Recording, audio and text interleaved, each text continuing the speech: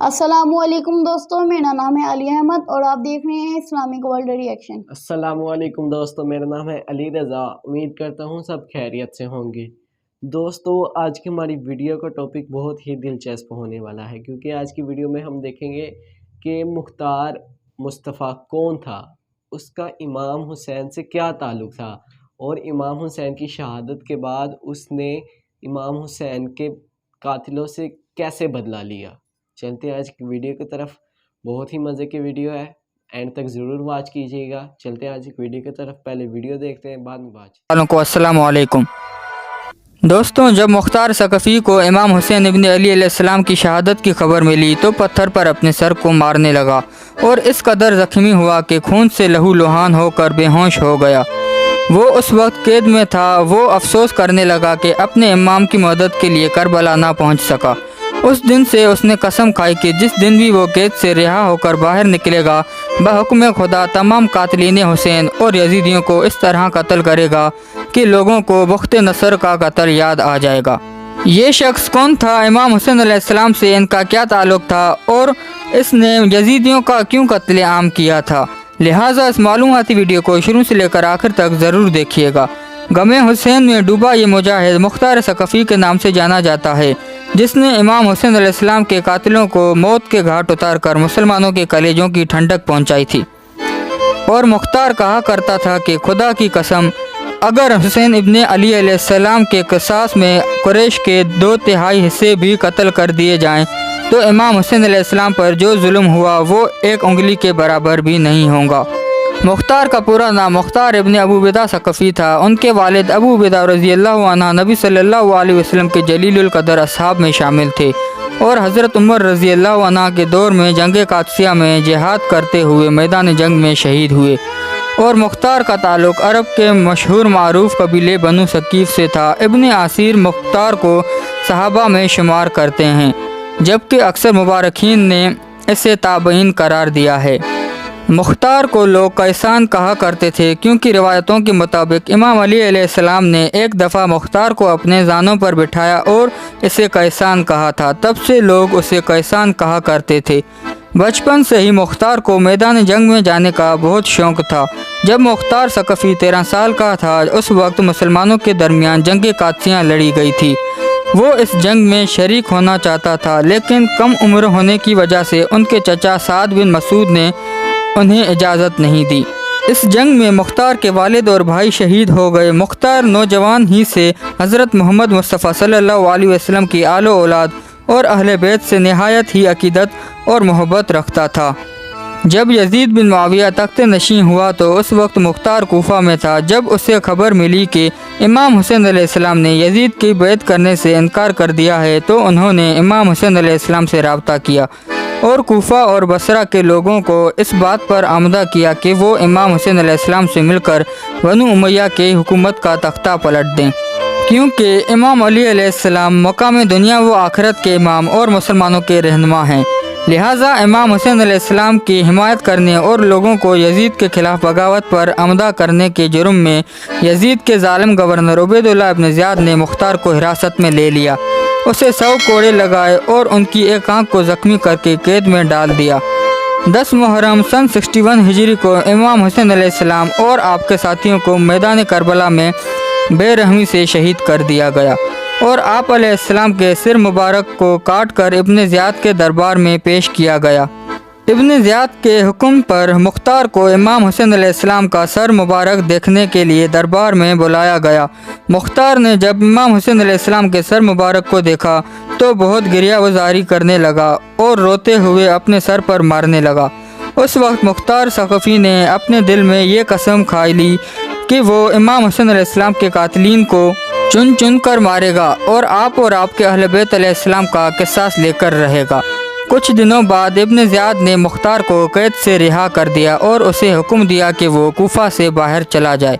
مختار ثقفی نے کوفہ کو خدا حافظ کہا اور اپنے سینے میں دہکتے ہوئے بدلے کی آگ کو لے کر طائف چلا گیا۔ مختار نے بہت صبر اور ہمت سے کام لیا۔ اس نے پہلے اپنے تمام پرانے ساتھیوں کو جمع کرنا شروع کیا اور ایک چھوٹی سی فوج بنائی۔ मुख्तार ने अपने पुराने साथी इब्राहिम इब्न मालिक अश्तर को भी अपनी साथ मिला लिया, जो हज़रत अली अलैहिस्सलाम के जानिसार साथी मालिक अश्तर का बेटा था और अहले बैत रसूल सल्लल्लाहु अलैहि वसल्लम से बेपनाह मोहब्बत रखता था। इब्राहिम के पास भी फ़ौज का छोटा सा लश्कर था, जिसे मुख्तार ने अपनी फ़ौज में शामिल कर दिया।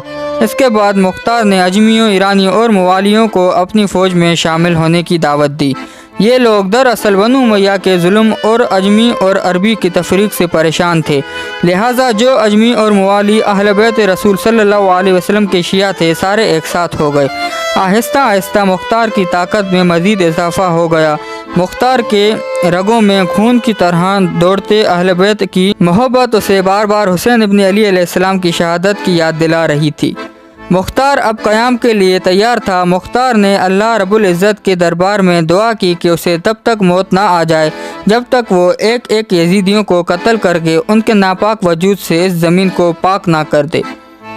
मुख्तार ने सबसे पहले सन 63 हिजरी में कूफा पर हमला किया। उस वक्त अब्दुल्ला इब्न ज़ुबैर ने अब्दुल्ला इब्न मुती को कूफा का गवर्नर मुकर्रर किया था और मुख्तार ने उससे जंग की और कूफा पर अपनी हुकूमत कायम कर दी। सन 65 हिजरी में मुख्तार ने ऐलान किया कि वो इमाम हुसैन अलैहिस्सलाम और आप अलैहिस्सलाम के साथियों के खून का बदला लेगा, लिहाजा कूफा के शिया भी मुख्तार के साथ हो गए। अमीर मुख्तार सकफ़ी ने कूफा में अपने दरबार में एक शख्स को मुकर्रर किया था, जिसने उन लोगों की लिस्ट बनाई जो मैदान करबला में यजीदी लश्कर में शामिल थे और जिन्होंने इमाम हुसैन अलैहिस्सलाम के काफ़िले पर हमला करके उन्हें शहीद किया था। इस फहरिस्त में जितने लोग भी शामिल थे, मुख्तार ने इन तमाम लोगों को तलाश करवाया और उन्हें कत्ल करना शुरू किया, जिनमें शिमिर, खोली, अमर बिन साद शामिल था। कहते हैं जब मुख्तार उन कातिलीन को पकड़ता तो उनसे पूछता कि तुमने करबला के मैदान में इमाम हुसैन अलैहिस्सलाम पर कैसे कैसे जुल्म किए थे। वो पूरी दास्तां सुनाते। तब मुख्तार उस दास्तां को सुनकर ज़ोरो कतार रोता था। सन 66 हिजरी में मुख्तार के सिपह सालार साथी इब्राहिम अश्तर ने इराक़ के मक्का मौसल पर इब्न ज़ियाद से जंग करके उसे भी कत्ल कर डाला। इब्न ज़ियाद वो शख्स था जिन्होंने इमाम हुसैन अलैहिस्सलाम के कटे सर मुबारक पर छड़ी मार कर बेउर्मती की, लिहाजा मुख्तार ने इब्न ज़ियाद के कटे सर को कूफा भेजने का हुक्म दिया और बिल्कुल उसी मकाम पर उसके सर को रखा जहां उसने इमाम हुसैन अलैहिस्सलाम के सिर मुबारक को रखा था। तिरमिज़ी शरीफ की रिवायतों के मुताबिक जब इब्न ज़ियाद के सर को कूफा की मस्जिद में रखा गया तो एक सांप ज़ाहिर हुआ और उसके नाक के एक नथुन में दाखिल होकर दूसरी सुराख से निकल गया। इस तरह उस सांप ने 3 दफ़ा ये अमल किया और वहाँ से चला गया। इस इबरतनाक मंजर को अहले कूफा ने अपनी आँखों से देखा। इसके बाद इब्न ज़ियाद और अमर बिन साद के सिरों को मुख्तार ने इमाम हुसैन अलैहिस्सलाम के बेटे इमाम ज़ैनुल आबिदीन अलैहिस्सलाम के पास मदीना में भेजा, जिसे देखकर आपने मुख्तार के हक़ में दुआ फरमाई। रिवायात के मुताबिक मुख्तार के क़याम को इमाम सज्जाद अलैहिस्सलाम की इजाज़त और हिमायत हासिल थी। सन 68 हिजरी के बाद मुख्तार की इमारत कमज़ोर पड़ने लगी और इब्न ज़ुबैर के भाई मुसब ने कूफा पर हमला करके मुख्तार के किले का घेराव कर लिया। इन आखिरी लम्हों में मुख्तार ने गुस्ल की इतर लगाई और नमाज पढ़ने के बाद बारगाह इलाही में शुक्र किया कि उसे अल्लाह ने इतनी मोहलत दी कि उसने तमाम कातिलीन हुसैन अलैहिस्सलाम को जहन्नुम दाखिल कर दिया। अब अगर उसे शहीद भी कर दिया जाए तो कोई गम नहीं। ये कहकर वो किले से बाहर निकला और मुसब की फ़ौज से लड़ते हुए शहीद हो गया।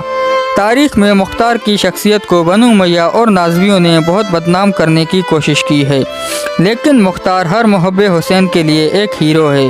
गमे हुसैन से ज़ख्मी दिलों की ठंडक है और मुख्तार के चाहने वाले आज तक उससे शदीद अकीदत व मोहब्बत रखते हैं, जो कातिलीन हुसैन पर मौत बनकर गिरा। आप क्या सोचते हैं मुख्तार सकफ़ी के बारे में? कमेंट सेक्शन में हमसे ज़रूर शेयर कीजिएगा। मिलते हैं फिर नेक्स्ट वीडियो में, तब तक के लिए अपने और अपने प्यारों का ख्याल रखिए। अल्लाह हाफिज़। जी दोस्तों, जैसा कि आज की वीडियो में हमने देख लिया कि मुख्तार मुस्तफ़ा था कौन। मुख्तार मुस्तफ़ा जब बचपन में था तो उसे जंग का बहुत शौक़ था, यानी कि जिहाद करते रहते थे। उस वक्त में उसे जंग का बहुत शौक़ था। उसकी बचपन में एक जंग का वाक़या पेश आया, उसने उसमें हिस्सा लेने की कोशिश की, लेकिन اس کی عمر کم ہونے کے باوجود ان کے بڑوں نے اسے اس جنگ سے دور رکھا اور اس جنگ میں شرکت ہونے کی اجازت نہ دی۔ تو اس جنگ میں جب جنگ ہوئی تو اس جنگ میں اس کے والد اور اس کے بھائی سب شہید ہو گئے۔ جب ان کی بارگاہ میں پیش ہوا تو انہیں امام حسین کی عادتیں بہت ہی اچھی لگی، تو اس نے سوچا کہ میں بھی اسلام قبول کر لوں۔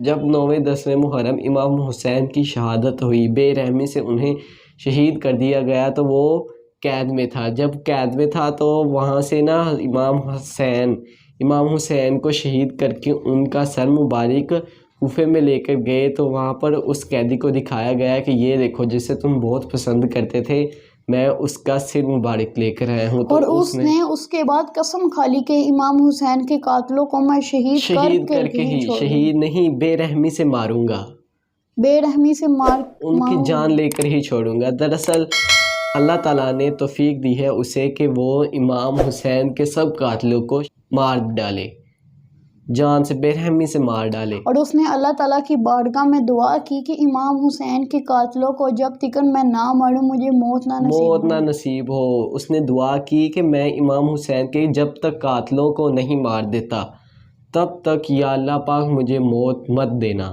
نہ دینا۔ جیسے کہ آپ جانتے ہیں کہ دنیا میں جو بھی کام ہوتا ہے یہ صرف اور صرف اللہ تعالیٰ کے حکم سے ہوتا ہے، یعنی کہ اللہ تعالیٰ کے حکم سے بغیر کوئی چڑیا بھی پر نہیں مار سکتی، یعنی کہ اللہ تعالیٰ کے حکم سے یہ ساری دنیا چل رہی ہے۔